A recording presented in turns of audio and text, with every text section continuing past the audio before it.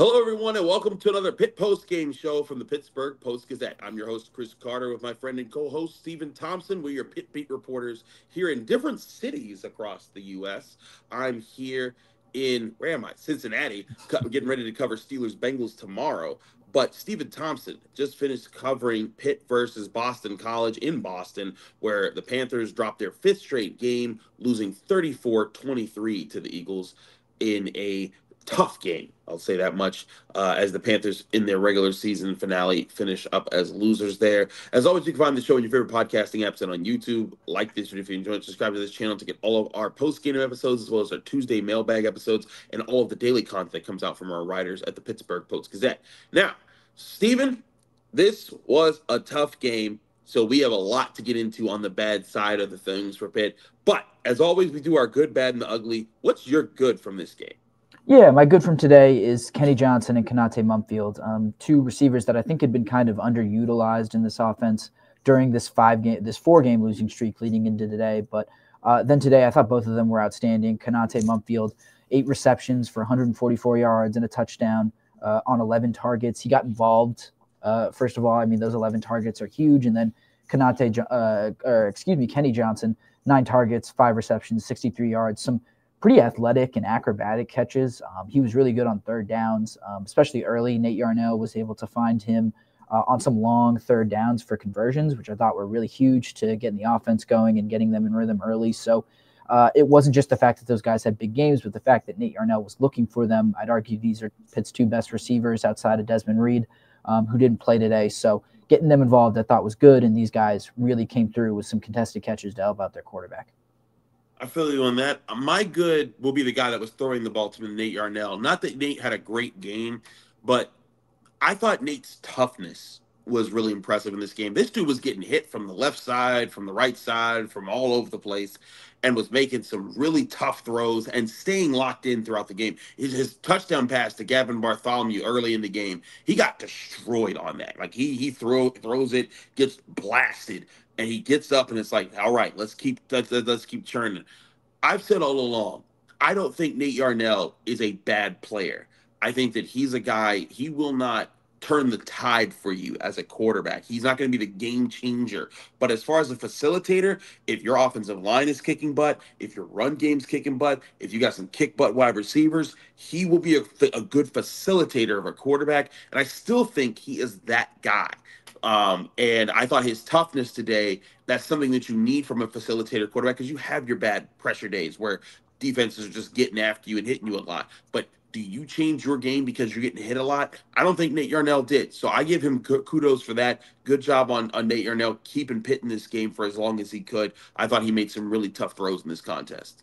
Yeah, and like you said, I mean, he was under duress a lot of today and has basically every time that he's started and played for Pitt, and I think that leads into what your bad is going to be.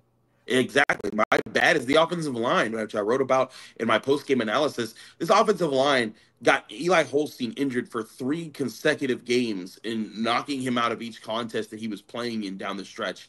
And now Nate Yarnell even got hurt at the start of this game. David Lynch had to go in and had to play. And it's just like, it's a disaster. And you should be ashamed of yourself for allowing that to happen. And listen, I'm one of the main people out there who says, like, hey, this game is very difficult.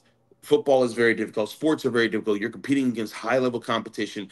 It is not as easy as being like, oh, yeah, I could do better, or, I think they should just do better than that. But when your quarterbacks are getting injured and you're not improving, that is when things become a bad look for the offensive line. And they continue to be that in this situation. Even when Nate Yarnell wasn't injured, it was a problem. The Panthers would continue to allow pressure. Their run game wasn't going. And I think also the Panthers have had some really bad luck with injuries.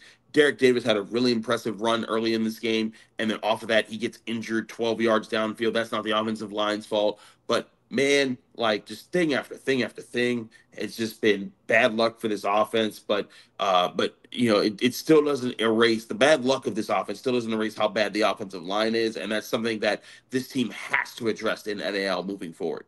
Well, it's been multiple years of this offensive line getting injured and banged up, and the depth has not improved. So if there's no urgency to improve that depth on the offensive line, things like this are going to continue to happen. So blaming injuries really only goes so far when this has been a multi-year issue that Pitt can prepare for and stock the roster to work against, and that just hasn't happened.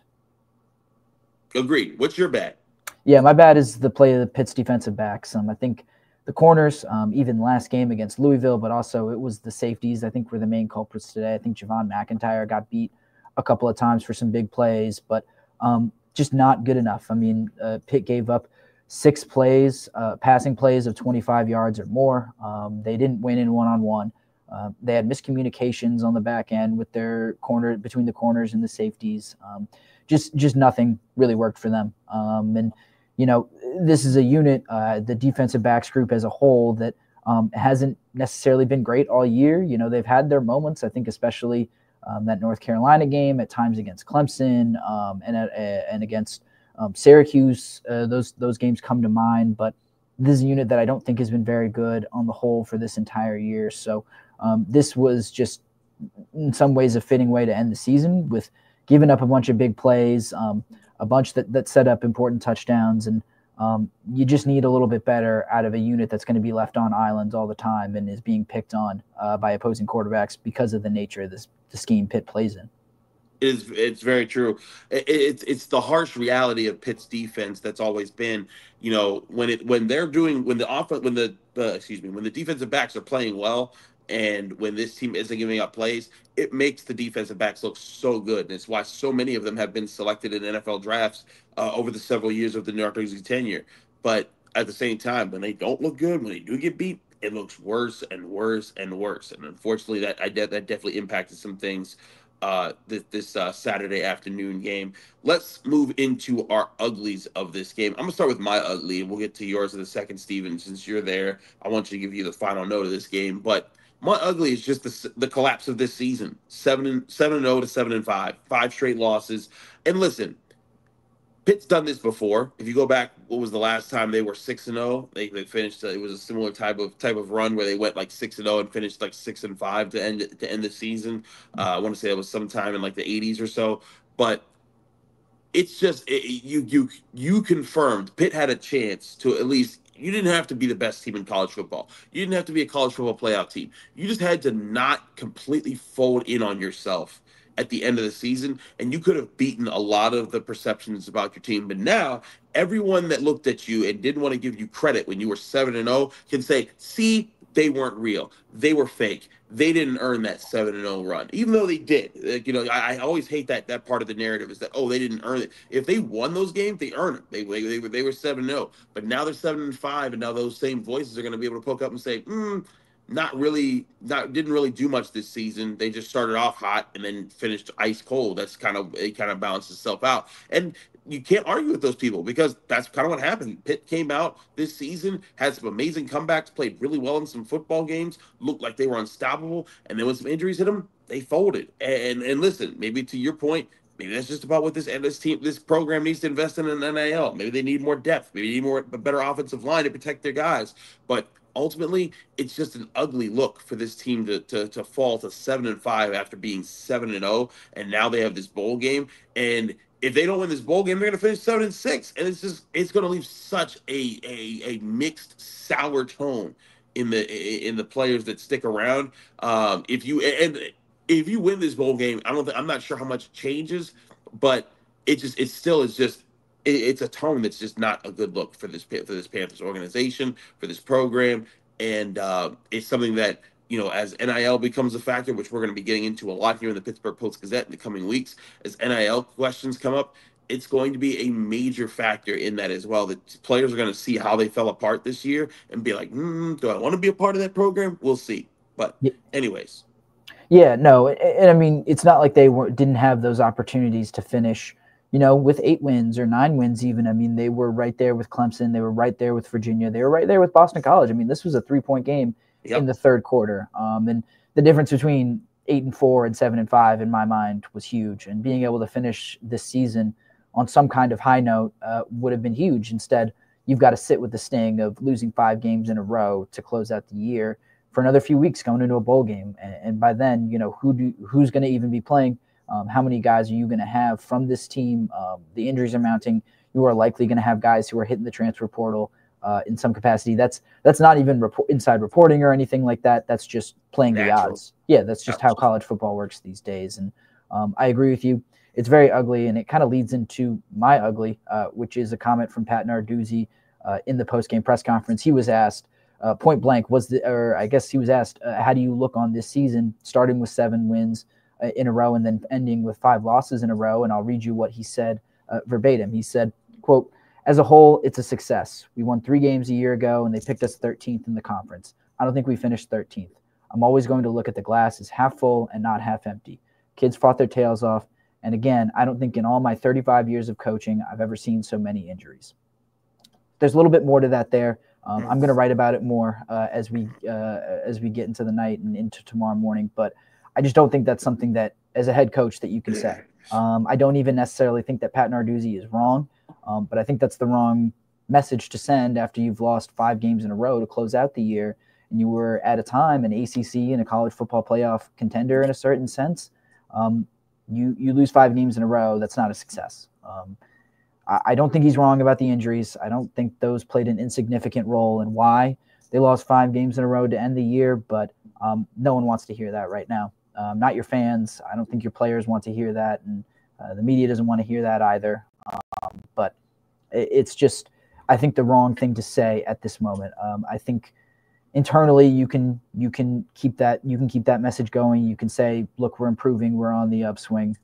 But if you look at the way this season ended, you look at perception, and that's kind of what you talked about in your ugly. I mean, the perception is bad, and to kind of look like you are ignoring that, I think, is the wrong move for Pat Narduzzi. And it's only PR. I mean, that only goes so far, but I just think it's a sour way to kind of close his in-season comments. We're not going to talk to him until, I guess, Wednesday, but, they're going to want to keep it all on recruiting and signing day in that sense. And that was just how Pat Narduzzi chose to end the season, by saying that this season was a success after losing 5 games in a row to end the year. Yeah, I mean, that's the thing, Steven. It's one thing when you or I say, hey, injuries had a big impact on this season, or hey, you know what? This is still a success for Pitt football in general, because it's a 7-win season after a 3-win season. It shows that they are not this terrible program that's going to be 3-9 in perpetuity.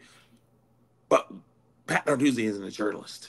He's the head coach. He needs to set the tone. This right here is unacceptable. Losing 5 games in a row, never acceptable in football. And it now opens the door to that conversation. Now, I will say this.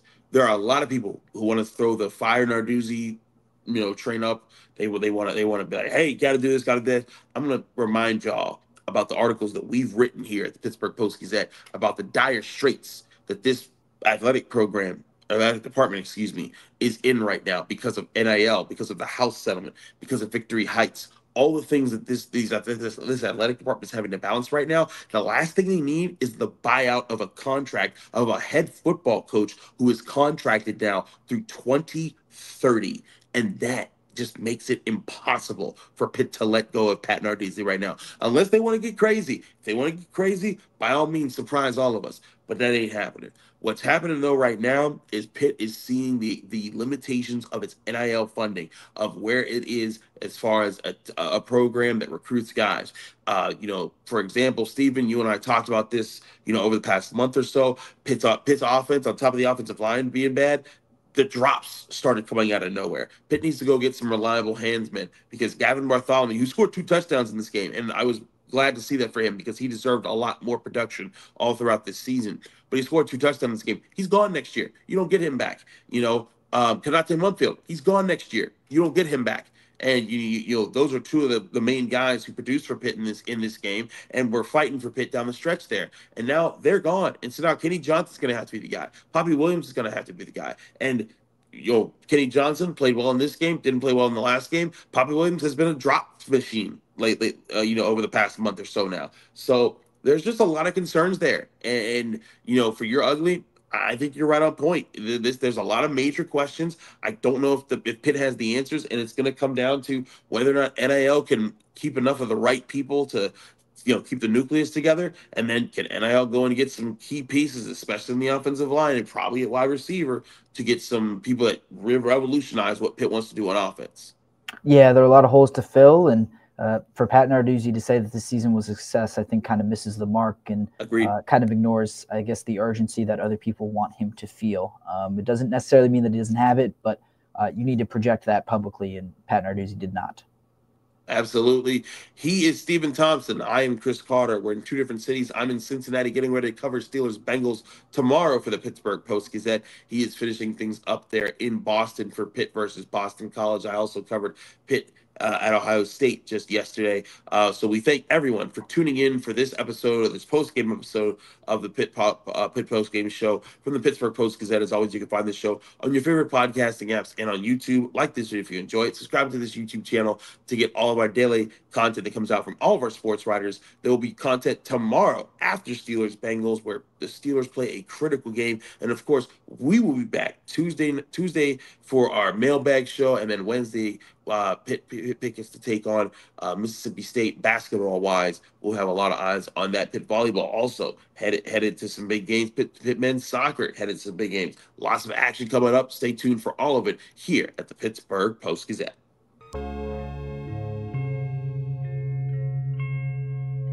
Thank you for checking out this content from Post-Gazette Sports. If you watch this video on YouTube, please like the video and subscribe to our channel.